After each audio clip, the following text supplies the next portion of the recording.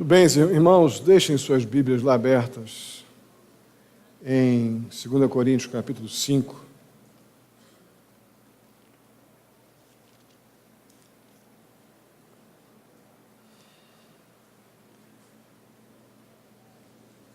Tenho sido extremamente consolado por Deus, ensinado, exortado por estes textos de 2 Coríntios. Sempre disse, quem está mais perto de mim sabe, eu gosto muito de 1 Coríntios, mas 2 Coríntios é um tratado. 2 Coríntios é um espetáculo. Nós estamos vendo desde a primeira carta as muitas lutas do apóstolo Paulo, pessoais, espirituais, pela sua convicção de permanecer absoluto quanto à suficiência do Evangelho. E mesmo extremamente pressionado moralmente, pressionado espiritualmente, fisicamente, ele não se coloca em nenhum momento como super-homem. Nós estamos vendo aqui em 2 Coríntios, nós vemos mais evidências das fragilidades do homem cansado, mas não destruído, abatido, mas não desanimado, desencorajado, desesperançado. Vemos esse gemido do apóstolo Paulo.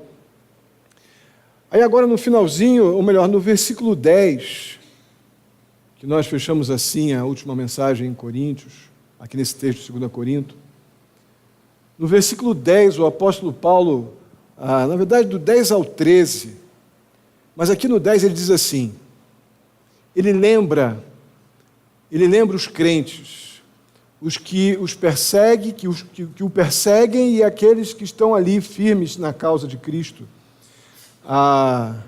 Ele diz, pois todos nós devemos comparecer perante o tribunal de Cristo, todos nós, todos esses grupos, esses que são crentes estão me perseguindo de todas as formas, e aqueles que são crentes que estão lutando comigo pela causa de Cristo, todos vamos comparecer perante o tribunal de Cristo para que cada um receba de acordo com aquilo que praticou, com as obras praticadas, por meio do corpo, quer sejam boas, quer sejam más.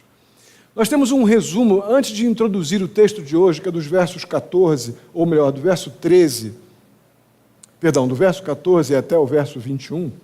Essa pequena introdução, ela é muito interessante. Temos aí um pequeno resumo para este começo. A gente vê o apóstolo Paulo dizendo, olha, em função do prejuízo predito aqui no verso 10, para aqueles que não creem, e alegria para aqueles que creem, é bom que o ser humano, que as pessoas se voltem para Jesus Cristo. É bom que elas se rendam e se reconciliem com Deus. Aí Paulo fala nesse trecho dos versos 10 a 13, ele vai bater forte na tecla, mais uma vez, de que ele não vai com persuasão humana, ele não vai com argumentos de eloquência humana, ele não vai no português bem claro com um bom gogó. Ele vai com a palavra de Deus, ele vai crendo absolutamente na aprovação de Deus para aquilo que ele fala, e isso há de transformar a mente e o coração das pessoas. Se os olhos dos coríntios, ou melhor, se aos olhos dos coríntios, Paulo está, como alguns diziam, Paulo está fora de si, ele está louco, que eles saibam que se ele o faz ou age dessa forma, é para honrar a Deus, é para agradar a Deus. E se eles acham que ele está agindo de forma saudável, boa, coerente, que eles saibam também que é para o bem deles que ele faz isso. Paulo está totalmente consciente que quer seja ele atacado na sua integridade física, moral, espiritual, emocional, quer seja ele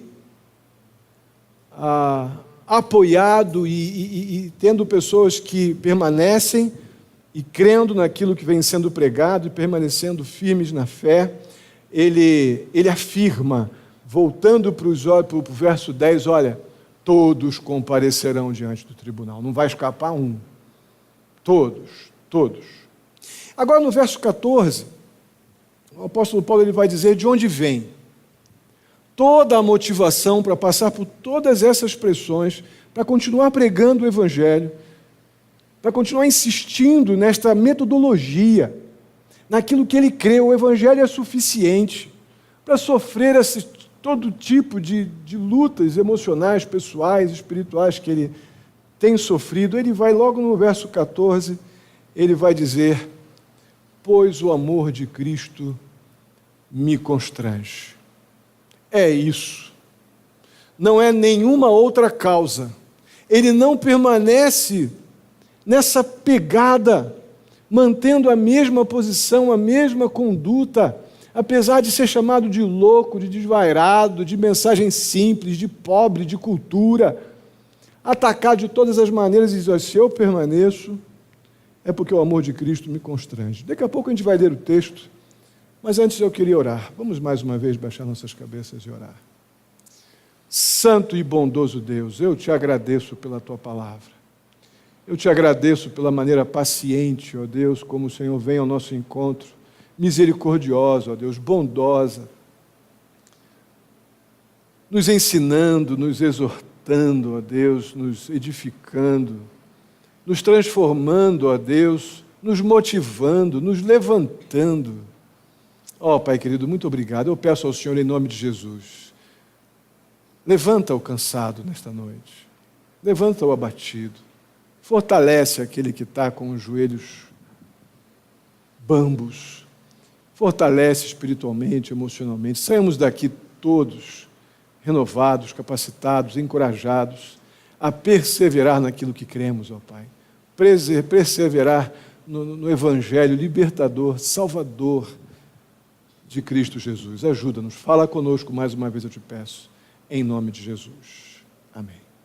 Leia comigo, acompanhe aí, na verdade me ouça e acompanhe na sua Bíblia, versos 14 até o verso 21. Pois o amor de Cristo nos constrange, porque estamos convencidos de que um morreu por todos, logo todos morreram. E ele morreu por todos para que aqueles que vivem já não vivam mais para si mesmos, mas para aquele que por eles morreu e ressuscitou. De modo que, de agora em diante, a ninguém mais consideramos do ponto de vista humano, ainda que antes tenhamos considerado Cristo desta forma, agora já não o consideramos assim. Portanto, se alguém está em Cristo, é nova criação. As coisas antigas já passaram, eis que surgiram coisas novas. Tudo isso provém de Deus, que nos reconciliou consigo mesmo por meio de Cristo e nos deu o ministério da reconciliação, ou seja, que Deus em Cristo estava reconciliando consigo o mundo, não levando em conta os pecados dos homens, e nos confiou a mensagem da reconciliação.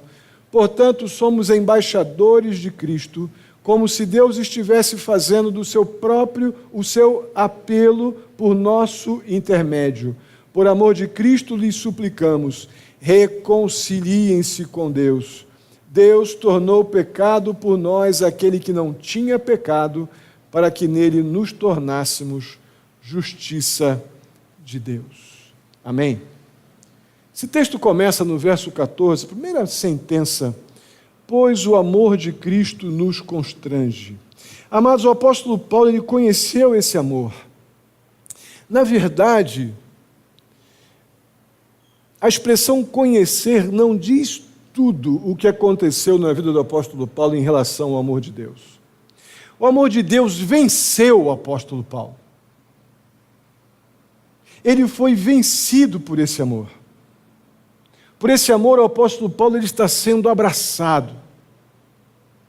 Como homem pecador como nós, suas vaidades, seu orgulho, sua autojustiça, ele foi vencido pelo amor de Deus.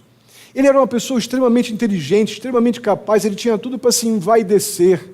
Deus já permitiu tantos momentos de profunda humilhação. Ele se sente completamente encorajado a permanecer, porque ele foi vencido pelo amor de Deus. Isso envolve a ideia de ser abraçado, ser sustentado, ser conduzido, impelido. E essa afirmação ela possui um significado muito central, tanto para a vida de Paulo como para a nossa vida. Todos nós temos momentos extremamente difíceis com o nosso próprio coração, com as nossas vaidades, com os nossos interesses e achismos. Só o amor de Deus é capaz de nos vencer. Quando nós estamos completamente convencidos de que eu sou isso tudo, que minhas convicções são as primeiras e as últimas, eu sou eu, e o eu entra de uma forma poderosa. Só Deus nos destrona, só Deus, quando estamos convencidos e vencidos pelo amor dele que foi expresso lá na cruz por nós, só somos vencidos e rendidos quando temos esta percepção do que somos diante do tamanho do amor de Deus. E aqui o apóstolo Paulo ele está dando o próprio testemunho dele, a sua própria experiência de fé. A vida do fariseu Saulo. E que fariseu, que homem competente. Um homem que tinha toda uma seriedade, um severo juízo de cumprimento da lei. Esse homem deu uma guinada absolutamente, ou sofreu uma guinada radical quando foi vencido pelo amor de Deus. Mas radical mesmo. E esse amor de Deus que nos vence, que venceu Paulo, não foi conquistado por alguma circunstância triunfal para aquele que demonstrou o amor. Temos a percepção do amor de Deus quando temos a compreensão correta da maldição que foi aquela cruz. Nós só compreendemos o tamanho do amor de Deus e nos constrangemos quando vemos o Filho de Deus indo para aquela maldita cruz. Paulo compreendeu isso em toda a sua severidade farisaica. Ele foi totalmente vencido. E desse tempo em diante, a beleza do conhecimento de Cristo transformou a vida de Paulo. Todas as coisas, o apóstolo Paulo diz que para ele, lá em Filipenses capítulo 3, verso 8, depois de ser vencido, ele diz que todas estas coisas que lhe davam um sentimento de poder e de vaidade, ele considerou esterco. E todos sabem muito bem o que é esterco. Mas não antes desse choque com este amor, que não tem como perceber este amor se nós não olharmos para aquilo que foi necessário fazer para que eu pudesse, então, ser vencido nos nossos pressupostos, na nossa vaidade, muitas vezes, espiritual, emocional, moral. Eu tive que entender que o meu pecado era tão ruim que só a maldita cruz poderia me livrar, e o Cristo, Filho de Deus, lá naquela cruz, poderia me livrar de mim mesmo. Paulo entendeu isso plenamente. E desde então, não há nenhum super-homem em toda essa resistência do apóstolo Paulo, muito pelo contrário. Mas ele geme muitas vezes aqui, mas a motivação e a coragem vêm da compreensão do tamanho, da grandeza desse amor de Cristo. E aí, segunda parte do verso 14, ele vai justificar essa afirmação. Porque estamos convencidos, diz o apóstolo Paulo, de que um morreu por todos, logo, todos morreram. Interessante nesse texto que a gente não vê nenhum ensinamento de Jesus, nenhum momento onde Jesus está fazendo grandes milagres, nenhuma questão onde Jesus teve uma grande interferência na história, seus poderosos feitos, não. O que está sendo dito aqui como totalmente determinante para compreendermos como se manifesta o amor de Cristo, com o apóstolo dizendo assim, apóstolo Paulo, Cristo morreu por mim. Para que eu pudesse morrer, o Filho de Deus morreu por mim. Para que eu fosse vencido por um inexplicável amor, os feitos maravilhosos de Jesus tiveram um propósito glorioso. Mas o que foi determinante para eu ser vencido foi que Cristo morreu por mim.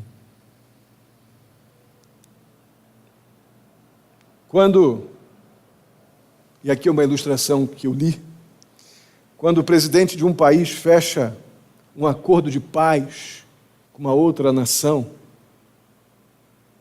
a guerra, então, ela acabou.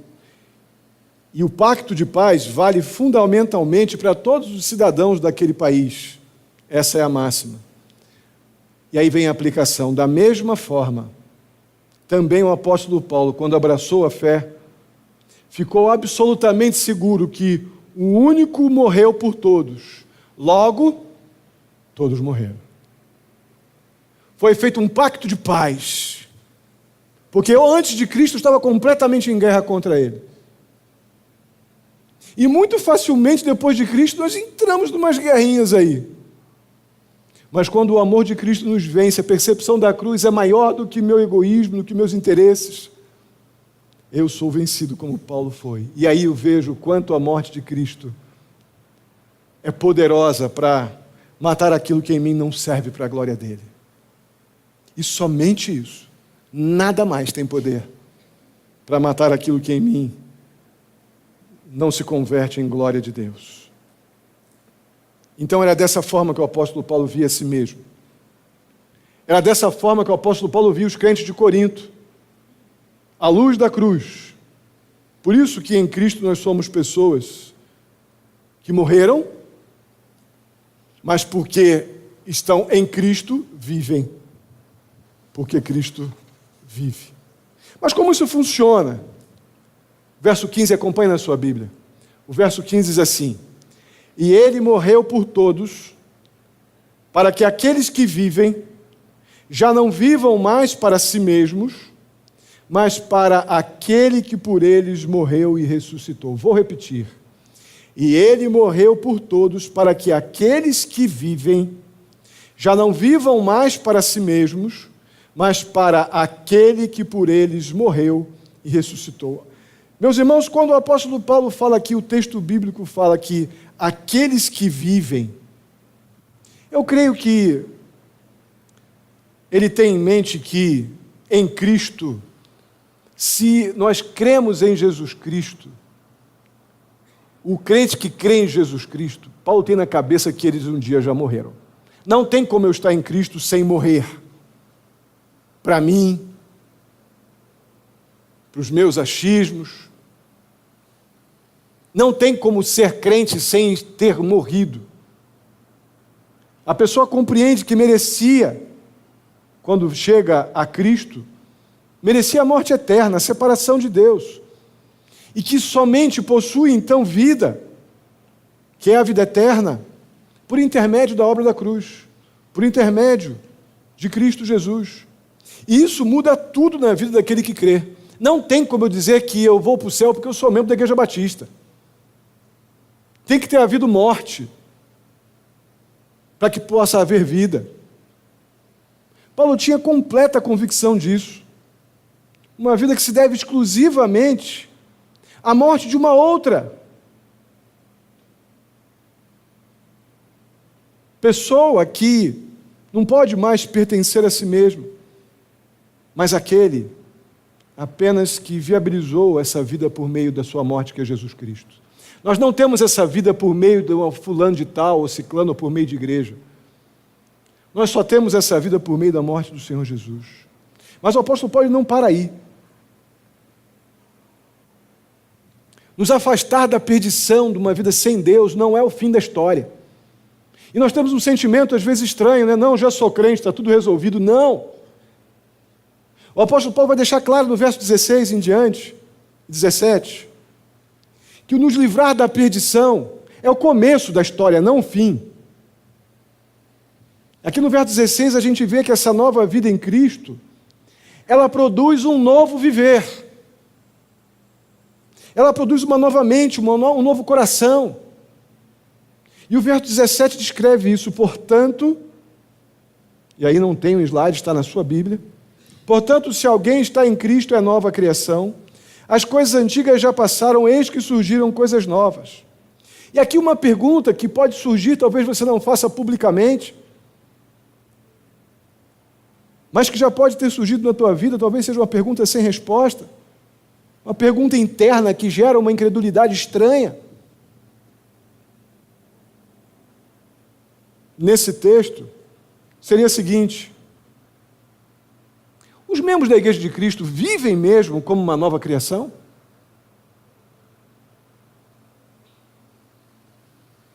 Nós vivemos como quem morreu e fomos vencidos pelo amor de Cristo?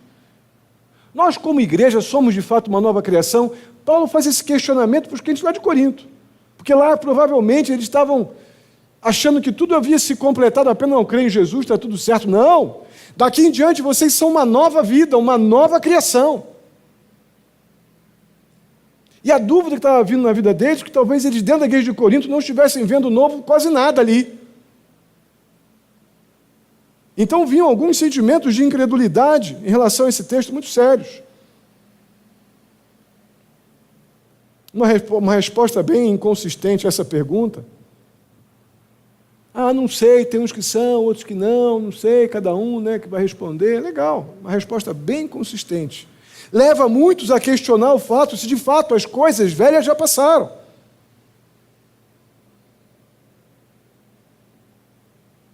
As coisas velhas passaram, irmãos? Há uma nova criação aí? O amor de Cristo já te venceu? Você já morreu? E tem, então, essa vida? Perguntas que nós temos que responder bem. E, geralmente, se você responde inconsistentemente essa pergunta, provavelmente o que está do teu lado, que te conhece bem ou não, normalmente o que te conhece bem, ele vai saber dizer melhor. Tua esposa, teu marido, teu filho, pessoa mais próxima. Nós temos que responder isso bem diante de Deus. Daí vem a incredulidade. Em relação às coisas velhas já passaram, tudo se fez novo. Irmãos, ter conceitos corretos a respeito de Cristo não pode ser confundido com ter fé salvadora, fé libertadora, fé transformadora, nova vida. Conceitos corretos sobre Cristo não transforma ninguém.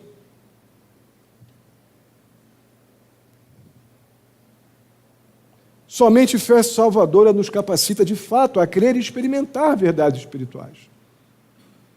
A olhar para esse texto e estar cheio de esperança, para agora e para o porvir. Apenas ter aprendido verdades sobre Jesus não pode criar nada de novo em nós, nem desfazer coisas antigas. Eu tenho que ser vencido pelo amor de Cristo.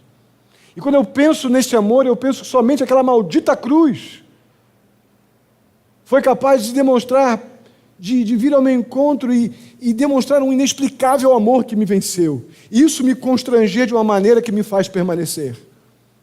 Caso contrário, até permanecemos em muitas coisas, mas pelos motivos errados.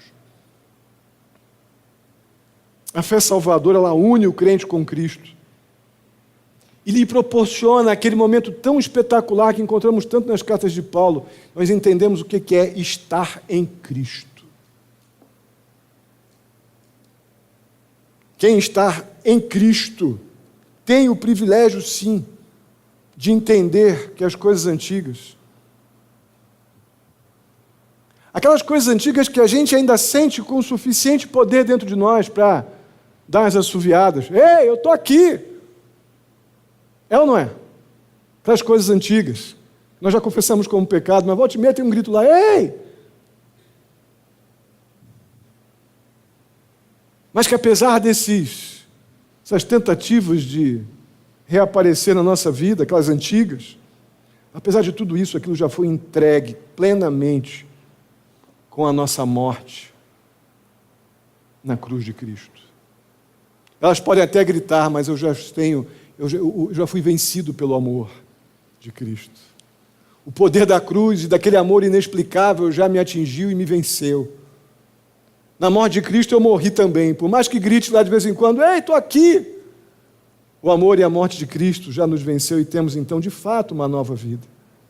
Isso sem dúvida alguma também é um processo de amadurecimento que vai acontecendo na medida em que o crente se agarra cada vez mais com esse estar em Cristo pela fé que recebeu como um dom de Deus para depender e confiar dele. Isso, sem dúvida, é uma evidência de uma nova criação. Não sair como um super-homem dizendo, não, essas coisas não acontecem mais, não. É saber que o velho homem vai estar lá gritando, ei, estou aqui. Mas eu fui vencido pelo amor de Cristo. E este amor me constrange de uma tal maneira que eu me levanto e vou na direção da cruz. Eu creio que isso é uma boa evidência de que há uma nova criação. Interessante que o texto não diz que o antigo, a pessoa velha, o mundo velho, as coisas da velha criatura, o texto bíblico não diz que essas coisas a gente pode dar uma melhorada nelas. A gente pode fazer uma funilaria nelas, dar uma tapeada, de forma alguma. Quem se entrega pela fé a Cristo Jesus, ele se torna naturalmente participante desse desaparecimento, desse morrer dessa velha criatura. E aí, mais uma vez, vemos que a nova criação já vai cumprindo o seu papel. Quando o amor de Cristo, irmãos, nos constrange a servi-lo. Quando eu não sirvo a Cristo porque os meus interesses estão sendo atendidos. Mas eu estou servindo a Cristo porque o amor de Cristo me venceu. Você permanecer no amor de Cristo, fazendo aquilo que Deus te chamou para fazer. Quando seus interesses não são atendidos, querido irmão, eu creio que a gente consegue mostrar fortemente uma nova criação. Quando a gente não vive mais para nós mesmos, mas para aquele que nos amou e morreu e lá ressuscitou, a gente começa então a entender e experimentar o que realmente é a nova vida. E aí vem o verso 18. Essa nova vida de maneira alguma é resultado de esforço religioso de alguém. Esforço de alguma severidade com a lei, como tinha o fariseu Saulo, de forma alguma. O verso 18 diz assim: tudo isso provém de Deus, que nos reconciliou consigo mesmo, por meio de Cristo, e nos deu o serviço de promover a reconciliação que nós recebemos com Ele, de promover esta reconciliação entre homem e Deus, obviamente através dessa nova criação, dessa nova vida. Irmãos, o fato de que esse novo não vem de nós, não vem das nossas habilidades, das nossas ligeirezas, articulações, argumentos. Saber que isso não vem de nós, mas unicamente da parte de Deus, é exatamente o que nos garante a impossibilidade de perder esse status dado por Deus de nova criação. Coisa mais terrível que pode ter para uma pessoa é esse sentimento enganoso, essa soberba espiritual de achar que eu sou isso, eu sou aquilo, por causa disso ou daquilo. Porque isso é exatamente aquilo que mais tememos perder. Mas quando eu estou convencido de que aquilo que sou provém de Deus, que se eu fui reconciliado com Cristo é por causa deste amor inexplicável de Cristo na cruz que me venceu, e não foi por causa das minhas habilidades ou jeitinhos, eu encontro a segurança, a garantia da impossibilidade de perder tal posição. E aí a gente chega num problema central da existência do ser humano, né? O problema da reconciliação do ser humano com Deus. O homem está completamente, entenda ele ou não, saiba disso ou não, creia ou não, o homem está completamente separado de Deus por um abismo chamado pecado. A Bíblia chama o homem sem Cristo de inimigo de Deus, e somente Deus pode promover essa reconciliação com Ele mesmo. Ele o fez perfeitamente em Jesus Cristo para aquele que crê. Mas, amados, de forma alguma é Deus, ou foi Deus quem foi reconciliado com o mundo. Mas foi Deus que nos reconciliou consigo mesmo através de Jesus. Não foi Deus que fez as pazes com o mundo. Foi, sem dúvida alguma, iniciativa divina. Eu vou pegar aquele incapaz de se aproximar de mim. Vou convencê-lo da sua condição de morto em pecados e delitos. Vou levá-lo a confessar como pecador e vou dar fé salvadora para ele, para crer na obra de Cristo em seu favor. E aí ele vai compreender o que é a nova criação e a bênção de ter sido reconciliado comigo. Irmãos, a razão dessa reconciliação é exclusivamente o amor de Deus. Não temos nenhum mérito, nada nisso. Mas, de forma alguma, o fato de ser a reconciliação um ato exclusivo do amor de Deus, isso não anula nem substitui a ira de Deus contra o pecado. De forma alguma. Mas é exatamente por causa da destruição que o pecado gera na vida das pessoas, da ira de Deus contra o pecado, e não poder sobrar se não fosse o ato extremamente poderoso de expressar um amor inexplicável, injustificável humanamente falando. Vencer o meu egoísmo, vencer a minha soberba, vencer a minha autossuficiência, a minha autojustiça, só o amor de Deus que nos reconcilia com Ele mesmo. Caso contrário, nem sequer a percepção do dano que o pecado causa em nossa vida nós temos condições de ter.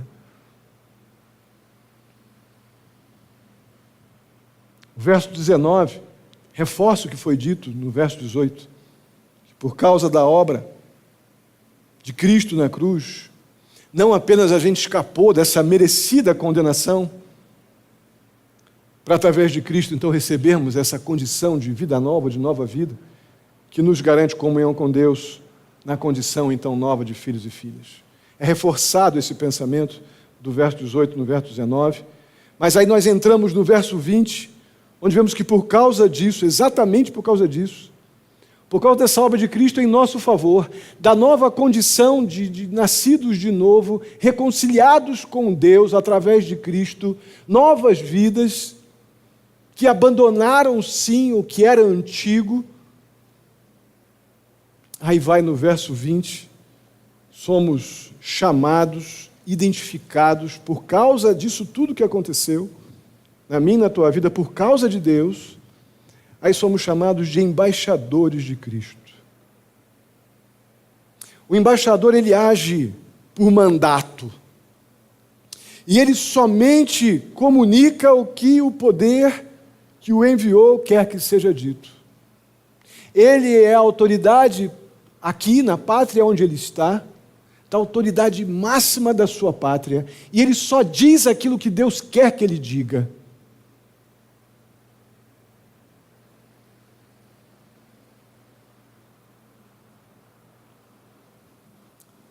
Se o velho não morreu, temos uma luta aqui, hein? Temos uma luta aqui. Tendência de colocar palavras na boca de Deus que Deus nunca disse. Mas se de fato as coisas velhas passaram, estão ali lutando, mas a nova vida existe, e por isso ela prevalece, porque foi Deus quem me reconciliou com Ele, fui vencido pelo amor dEle. A gente continua. A serviço de Cristo, então, comissionados como embaixadores dele, apelamos, pedimos. Quando anunciamos o Evangelho, o texto é bem apelamos, né? A expressão aqui, não estamos nem habituados com essa expressão, quando a gente vai apresentar o Evangelho, né? Principalmente no nosso círculo aqui. Mas o texto bíblico, na NVI, ele diz, é como se nós estivéssemos fazendo o seu apelo por nosso intermédio. Paulo chega a dizer no verso 20, na última parte, por amor de Cristo lhe suplicamos. Somos comissionados para isso. Somos comissionados e chamados à condição de embaixadores para experimentar esse momento de, em nome de Cristo, falarmos, arrependa-se, reconcilie-se com Deus. É o que o texto está dizendo. Reconciliação é uma obra, repito, totalmente própria de Deus. Mas, ao mesmo tempo, irmãos, percebemos aqui no texto que Deus nos trata como pessoas responsáveis, não robozinhos. Não somos reconciliados com Deus mecanicamente. Deus quer a nossa resposta. O ato salvador é soberano, mas a resposta, a percepção de quem Deus é e de quem eu sou, essa Deus quer que eu tenha. Essa resposta é minha. Isso jamais passaria pelo momento daquele convencimento moral, emocional, espiritual, se não houvesse o meu intelecto nisso aí também. tendo a percepção de que eu sou um miserável que foi salvo por uma graça maravilhosa e por isso, então, hoje, eu sou uma nova vida em Jesus Cristo.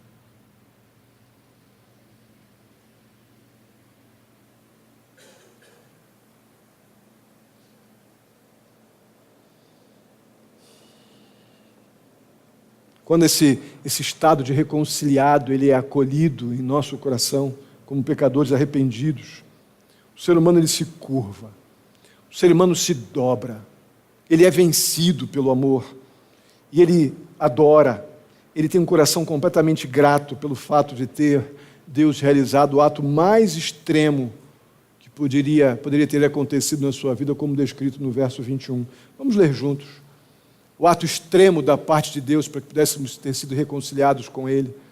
O reconciliado, ele tem essa postura de adoração e de gratidão. Vamos ler juntos o verso 21. Diz assim: Deus tornou pecado por nós aquele que não tinha pecado, para que nele nos tornássemos justiça de Deus. Amados, essa frase expressa de um modo claro realidades extremamente supremas, gloriosas. Toda a ira desse Deus santo e vivo se abateu sobre Jesus naquele momento da cruz, para que ele pudesse, então, ter se tornado pecado em nosso lugar. Sabe lá o que é isso? Você para pensar nisso quando ora? Você para pensar nisso quando está lá o homenzinho que já tinha morrido? Ei, vai que ainda dá, eu estou aqui ainda.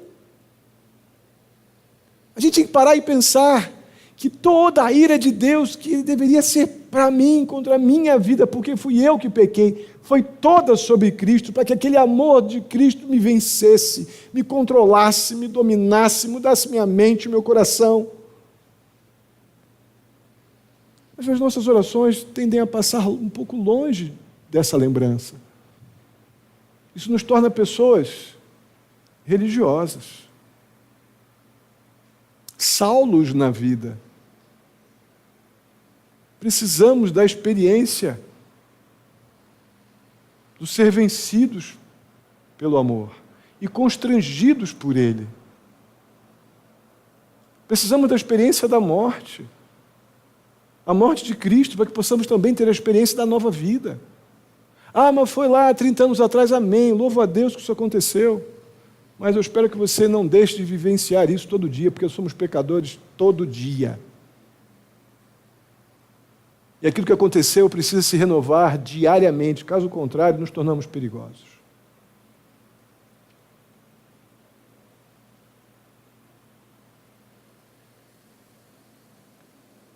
E ainda assim há quem pergunte: mas pastor, como é que pode Deus ter amado o mundo dessa forma?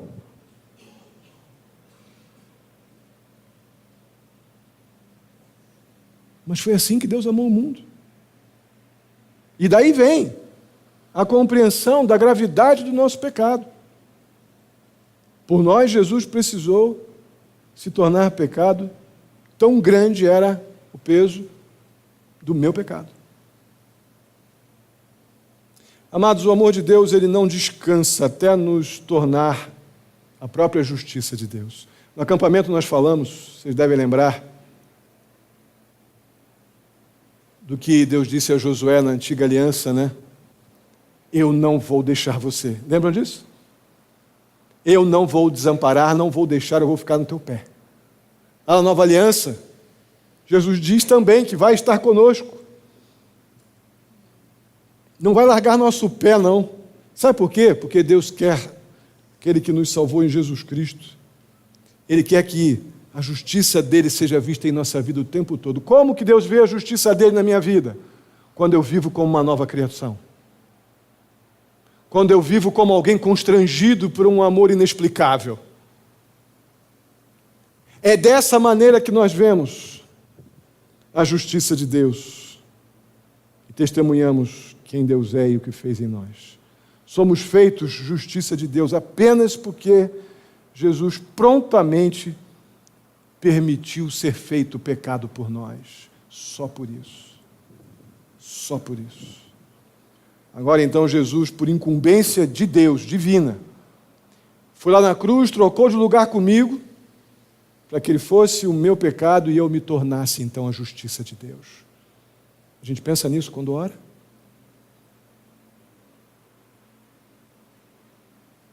No Calvário, amados, Deus vê em Jesus Cristo apenas o teu pecado e o meu pecado. Mas quando ele olha para nós, sabe o que ele vê? A justiça dele. Quando Deus olha para mim e para você, que um dia já confessamos que cremos em Jesus, ele vê a justiça dele, porque quando ele olha para a cruz, ele vê o meu pecado lá, em Jesus. E é dessa forma que nós somos reconciliados com Deus pela cruz. Não é pelo quanto eu sou bom, o quanto eu sou, o quanto eu fiz, o quanto eu quero, não, é por quanto eu morri. O quanto este amor inexplicável já me venceu, me constrangeu a me mover na direção dele, me calou. Vamos ficar de pé, vamos orar.